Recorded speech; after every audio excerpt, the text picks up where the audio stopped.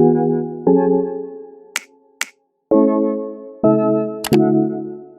everyone, my name is Zaida. I'm class of 21, sophomore in the UD division, majoring in international studies. Hi guys, my name is Amy. I'm also class of 2021 and I'm majoring in business administration. Today we'll be talking about first-time experiences as Yonsei students arriving at the airport, as well as settling in as a foreigner. We'll be looking at 3 different stories and we'll be commenting on them and also giving suggestions. Let's go!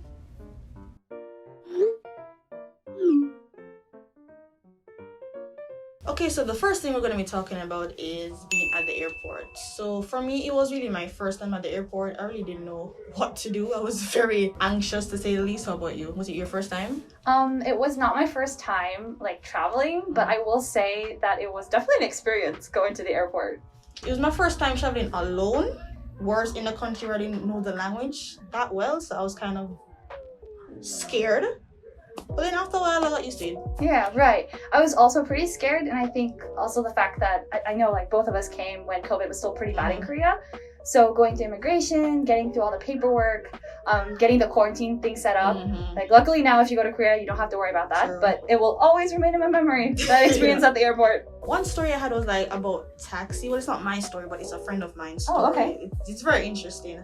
So Sofija thankfully gave us her story and we will now be going through it. When I first came to Korea last semester, I didn't expect to have as much trouble as I did. The procedure at the airport took over 3 hours and I hadn't slept on the flight, so I was tired. But then, as soon as I finally got the baggage claim, I was led to a taxi. I didn't get to choose the driver, and when I asked if I could pay by card, the person said yes. I mean, when I went to the airport, I didn't expect them to speak English as well, so I was like, they're gonna say, Yonsei they Oh yeah. And then I was like, okay. Yeah. I mean that makes sense because it's Korea, but also I'm sure you came out of the second terminal, right? The terminal 2. Yeah. And so that's the international terminal. So there's lots of incoming flights from different places. So you would think that there was maybe a level of English. Yes. But, I mean there was, and it's our responsibility to know Korean, right? So I mean obviously the driver didn't speak English, so when I gave him the Visa card, it did not work. He kept cursing at me. That happened to me, well, it wasn't that taxi, but somewhere he was cursing. I'm like, sir, I don't know what I did. You hear them cursing and you may understand that, but you're like, so how do I respond? I'm like, okay, 네, 알겠습니다. So he asked me, the friend, for cash, and she said I didn't have any cash. So then he was trying to explain that maybe I could exchange it somewhere if he could drop her off at an ATM. He kept shaking his head and shouting, and what's worse, he didn't know the difference between foreign money and Korean one, I guess in the translation. So while I was trying to call, he kept typing something on his phone. The door wouldn't answer. That happened to me. While she was trying to talk to him, the driver pulled out the phone and showed a text message that he called the police. Wait. The police? Girl? What? Girl? Hold up.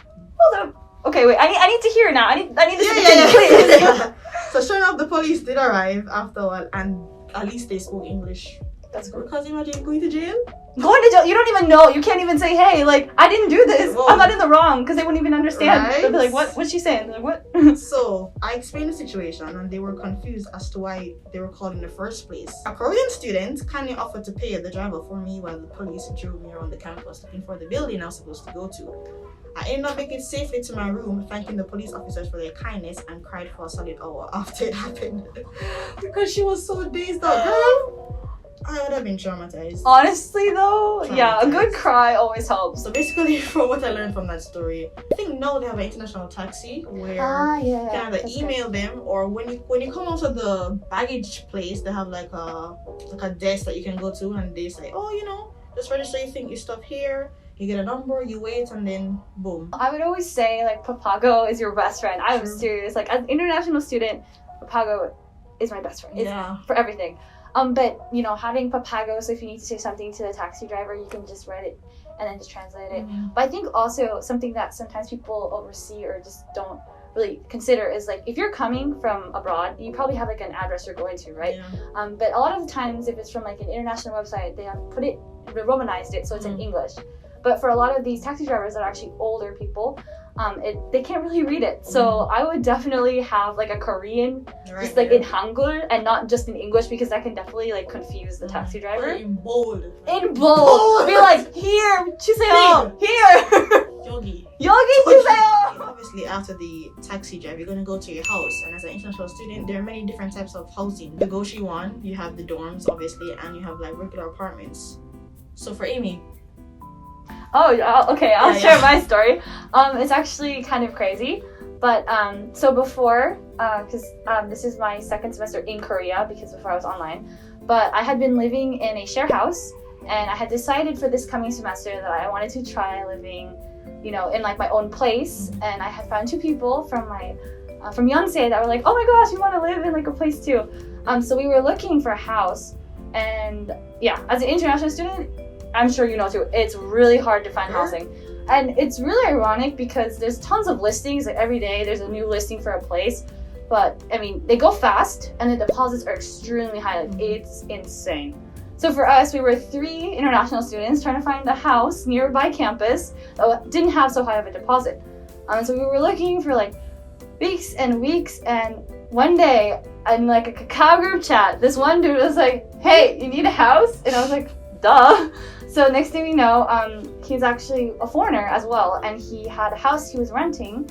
So we went to look at it, and it was the best house I've seen. It was a perfect house, And so that literally like probably a few days later after I saw the house, we signed on it, everything was set. We were like, this is our house. And then I went on a trip with some friends, and my roommates were there too. So we were like, oh, we have the house, we're just gonna celebrate. But unfortunately, that's not the end of the story.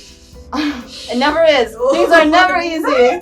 So, after when we were on the trip, I got a phone call from our landlord, and he was like, oh, I'm so sorry. I can't rent you the house. My world collapsed because I had just talked to my the landlord in my share house, and I was like, oh, I have a place anymore. I don't need to extend my contract.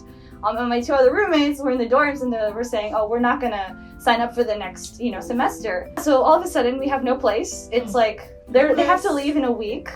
My contract's ending soon, and we didn't know what to do. So we were back to square one with the house, and we were stressed out. But again, just as quickly as you can get a house, you can lose one, you can find one again. And then a week later, the landlord contacted us again, and he was like, actually, we can rent the house.